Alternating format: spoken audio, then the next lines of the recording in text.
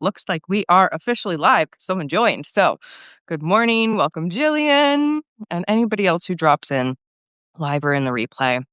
I'm Safrianna Luna, the Queer Spirit Guide, and every Monday morning I go live on Substack to say hi, to draw some cards for the collective, and just to chitty chat and update you on what's going on in my world. So, as always, we'll start with our cards so that you can get what you need. And oh my gosh, let me know how you're doing after getting out of at least one of the retrogrades. I haven't looked at the other four to see when they are ending, but we just recently came out of a Mercury retrograde. And I don't know about you, but during that time, things were very topsy-turvy and almost nothing worked out the way that I was hoping it would. So not super surprising, but I'm just tuning in here, asking what we are being called to. All right. They came out in a way that I didn't expect. So I was just double checking there that they were our cards. So I've been on a wild mystic kick lately, but this morning we are going to draw from Gateway of Light activation.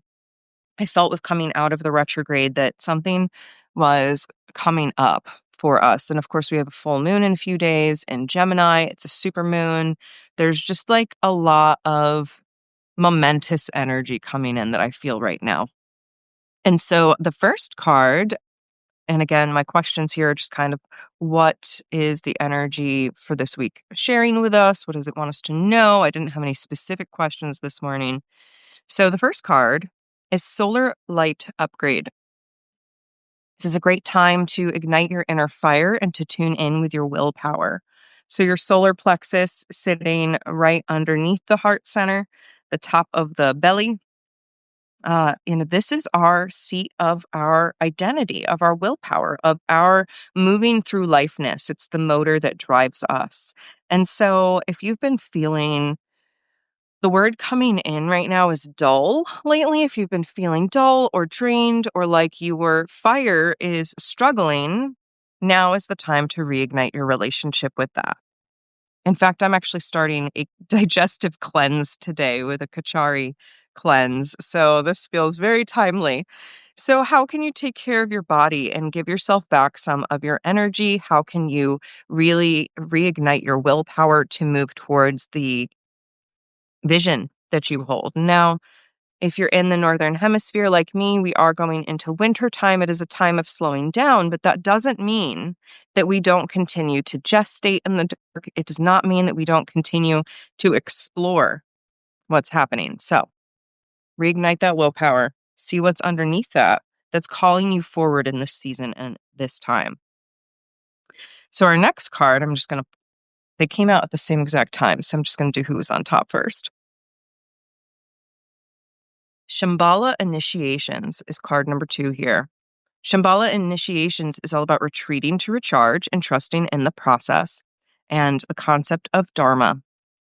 So I love this because this goes hand in hand with what I was just saying about the solar plexus, which is that this is a time for really going within, pausing, reigniting that fire, stoking that flame. And in this case, really recharging, retreating to charge and trusting the process. So, what do you need to trust the process around in your life right now? What feels like it might be impossible to surmount, but you get to practice faith? For me, that is the whole situation going on with the park house, which I'll talk about a little bit more at the end when I share my personal updates. But I feel this in the air. Many of us are going through a sort of recalibration time right now. Had lots of conversations with people recently about feeling like they are going through an immense transformation, like they are really being unmade, rebirthed, etc. That is totally indicated here. We need to trust in the process and allow ourselves the spaciousness to be who we are, right? To really allow ourselves to be fueled. And then our last card for this week is Inner Earth. And this has to do with the base or the root chakra and strength and security, laying foundations. So I really love the story that these 3 cards are telling together, but Inner Earth is really about connecting to that stability of the root, of connecting to the base, the way that we are connected to Mother Earth all the time. And in that, finding strength and security. And I love the synchronicity of this too, because I just wrote, I have a chapter coming out in an upcoming book called Letters of Legacy. And we were drafting, a bunch of us were getting our chapters in last possible second over this weekend. And I was writing, and so much about it was really recognizing the strength and security that I've experienced in Druidry. So, what brings you a sense of safety and security? What foundations are there to support you no matter, what's happening? This is an invitation to find that inner earth, to dive within and find that inner earth, as well as to see how earth manifests within you, because that's inner earth too. So, what is here for you in this? What portal is beckoning you? Look at that beautiful walkway. Can't you just imagine yourself there, strolling in to find all of the wisdom and answers within? So, to recap, this week's message from the cards is Solar Light Upgrade, really inviting us to stoke that inner flame and reignite our willpower, even in the midst of moving towards winter. However, the focus of this is to retreat, to recharge, and to trust the process that we're moving through, whatever that looks like at this point in time. And then finally, to tune into our inner earth, to really sink in and find strength and security in ourselves, to know that we are connected and supported by Mother Earth herself, laying the foundations for what's to come in the spring. This is really a time of preparing for what is ahead as we move completely out of the autumnal season in towards winter. And we really can't do a whole lot to prepare. It's up to what we've done to prepare, the foundations that we've laid. And then we survive the winter or we don't, right? That is sort of the story of our species. So we really want to see what trials are coming up for us. What can we prepare for in these last moments of fall so that as we move into winter, we feel stable and secure and ready to face whatever's ahead? That's the message this week. So I hope that landed for you. And, as always, I love getting messages from people saying, oh my gosh, that card was so perfect for what I needed right now, or this is really something I needed to hear, because it just affirms that I'm doing something of value and that it is something that helps you all be more present in life or reflect on something that you might not have otherwise, whatever it looks like. So I'll transition to talking about my stuff for a little bit here. So the retrograde was just a time. It was sincerely just a time.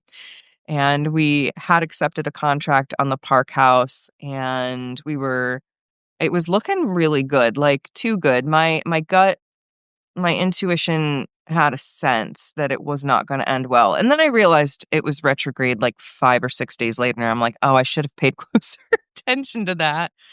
But the contract has fallen through. We did not accept the terms of one of their contract updates. And I definitely was feeling some guilt around that, because I really, I want to leave the world better than I found it. And we are putting construction work in on the house to improve it.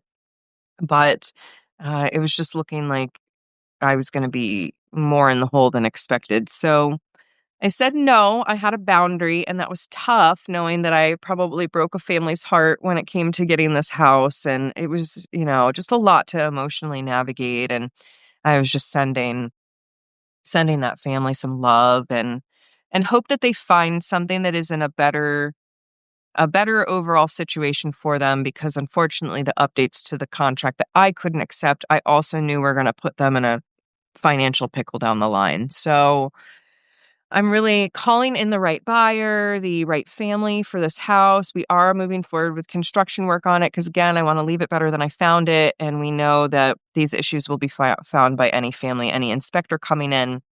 But it's left me in a very interesting space where I'm like, I don't know how I'm going to make this work, but I'm going to figure it out one way or another. And so I loved the cards this week because I feel like they spoke to that in general, like keep your eye on the prize, go within, find your stability and move outward with focus.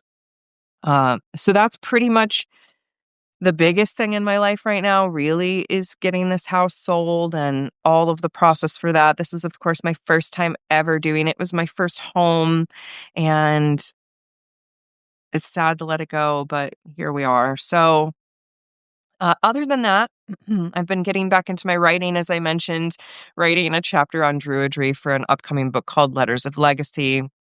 A lot of the authors that were in Shadow Alchemy and Soul Alchemy are also in Letters of Legacy. So it's been a really fun sort of return to a lot of the friendships forged along the way, and being writers together and all of the stuff that comes up around that. So that's been fun. I'm planning to finalize my content for that today and send it over.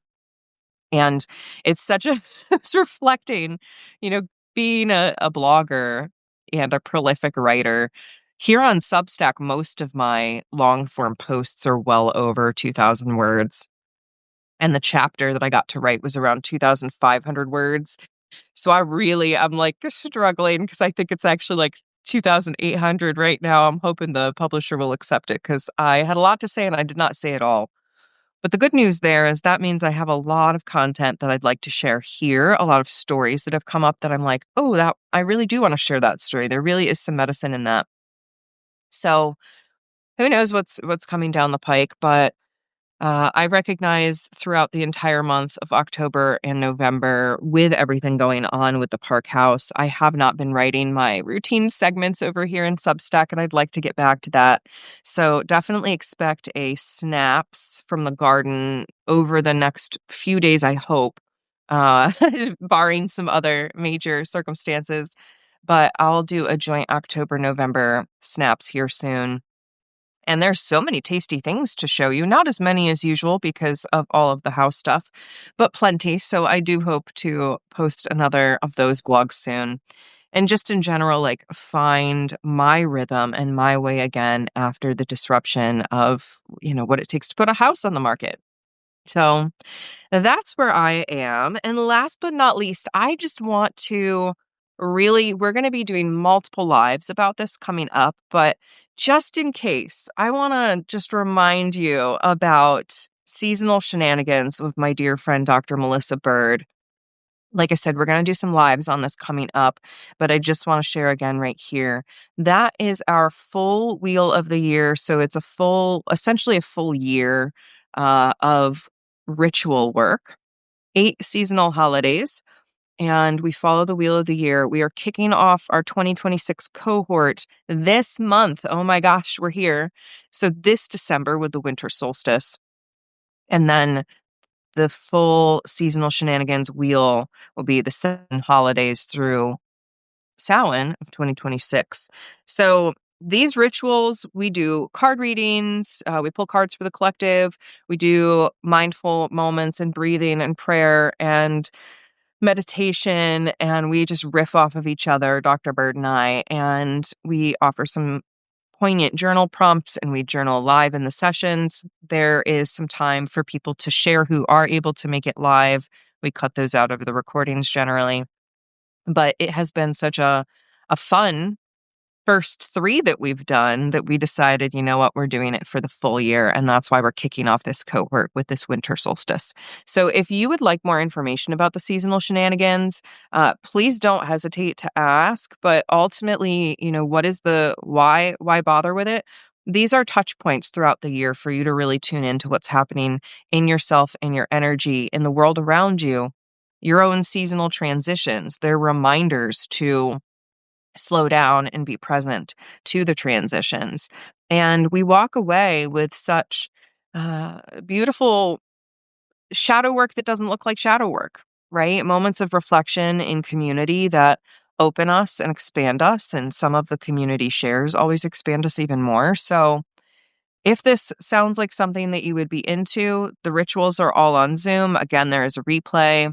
Happy to answer specific questions. We'll be talking about it live, Dr. Bird and I, on YouTube, on Substack, and I think on Facebook, because we really want to make sure people know about this because we really, really enjoy it. So if you want more information on that, you can go to safrianna.com/seasonal. So season all. And I'll make sure that the linkies are down here too. here on Substack. But I'm really looking forward to it. I also have another group offer that's like a step up from seasonal shenanigans that I am going to be kicking off sometime in 2026. And I am currently gathering data on what people are interested in. So if you would like to take that survey, I will also make sure that that is down below once the replay uploads. So I love you all so much. I see you, I believe in you, and I'm cheering you on. Please don't hesitate to reach out if I can be of any support. And otherwise, thank you for being in my community and continuing to cheer me on too.